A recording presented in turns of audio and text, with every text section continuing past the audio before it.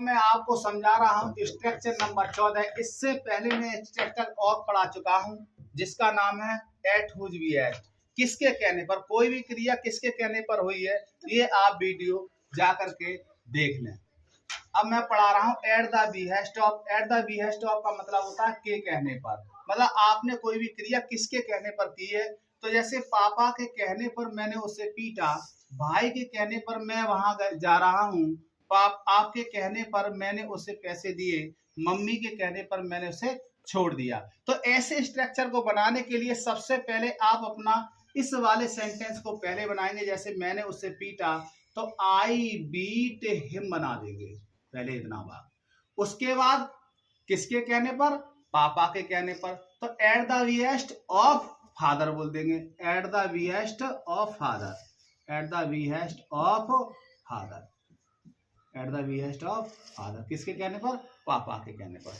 भाई के कहने पर मैं वहां जा रहा हूं, I am going, I am going there at the behest of brother. भाई के कहने पर मैं वहां जा रहा हूं। आपके कहने पर मैंने उसे पैसे दिए। आई माने मैंने, गेव माने दिए, हिम माने उसे, मनी माने पैसे।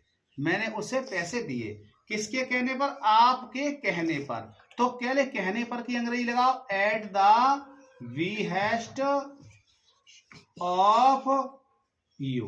किसके कहने पर, eight the behest of you. Mummy के कहने पर मैंने उसे छोड़ दिया। आई माने मैंने, लेफ्ट माने छोड़ दिया, हिम माने उसे। किसके कहने पर, मम्मी के कहने पर। Eight the behest, eight the behest of mother. Mummy के कहने पर मैंने उसे छोड़ दिया। तो ऐसे सेंटेंसों को बनाने के लिए आप बोल रहे हैं कि पापा के कहने पर eight the behest of, mummy के कहने पर eight the behest of mother, बहन के कहने पर eight the behest of sister. इस प्रकार से आप लाखों सेंटेंस अंग्रेजी में बोल सकते हैं और अपनी अंग्रेजी को मजबूत बना सकते हैं। साथियों, मैंने जैसा कि आपसे वायदा किया है कि मैं आपको जल्दी से जल्दी 1000 प्लस इंग्लिश के स्ट्रक्चर देने वाला हूं, जिससे कि आपकी अंग्रेजी बहुत ज़्यादा बूस्ट हो जाएगी और आप अंग्रेजी अच्छी ठीक तरह से बोल सकेंगे।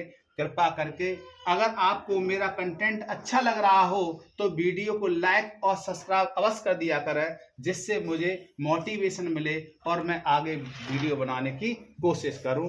धन्यवाद।